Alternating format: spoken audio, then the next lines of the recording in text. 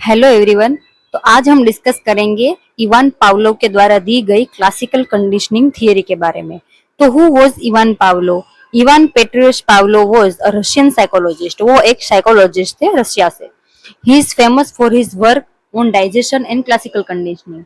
वो अपने काम को लेके फेमस थे, जिसमें आते हैं डाइजेशन एंड क्लासिकल कंडीशनर नाम की थियरी।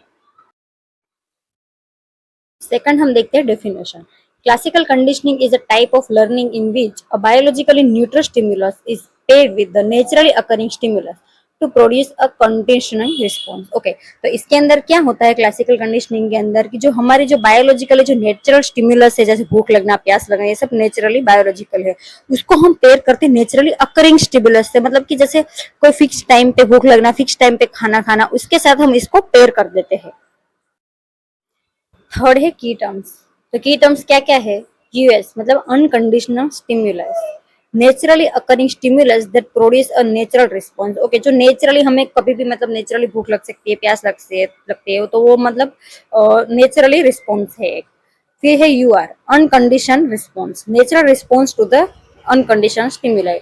मतलब अब हम उस स्टिमुलाई को नेचुरली रिस्पॉन्स देंगे। अब हमें नेचुरली भूख लग गई तो हम खाना खा लेंगे ये।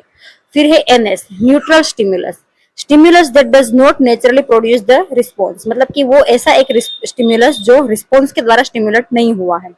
फिर है CS conditioning stimulus, neutral stimulus that after associate produce response. मतलब कि इसको हम बाद में इसके कंबाइन करके रिस्पॉन्स प्रोड्यूस करवा सकते हैं।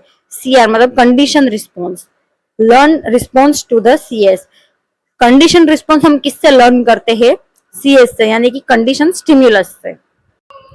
फिर आता है प्रोसेस ऑफ क्लासिकल कंडीशनिंग। अब उसकी प्रोसेस क्या है? तो फर्स्ट है बिफोर कंडीशनिंग। कंडीशनिंग के बिफोर फूड मिलता है और वो रिस्पॉन्स देता है सलाइवेशन से, ये नॉर्मल है, ठीक है। बिफोर कंडीशनिंग और क्या होता है, जब बेल बजता है तो वो रिस्पॉन्स नहीं देता, लेकिन फूड मिलता है तो रिस्पॉन्स देता है। थर्ड है during conditioning, bell plus food तो रिस्पॉन्स देता है सलाइवेशन करके। लेकिन फोर्थ में क्या होता है कि आफ्टर कंडीशनिंग, मतलब कि सिर्फ बेल बजता है, फूड नहीं मिलता है, स्टिल वो सलाइवेशन करता है। ये है एक एक्सपेरिमेंट उसका।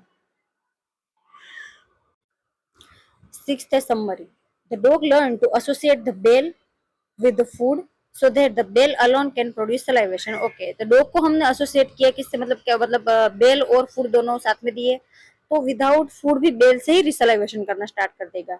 और सिग्निफिकेंस क्या है इसके? Explain how new behaviour are learn. मतलब कि हम इसमें से एक्सप्लेन कर सकते हैं न्यू बिहेवियर हम कैसे लर्न कर सकते हैं।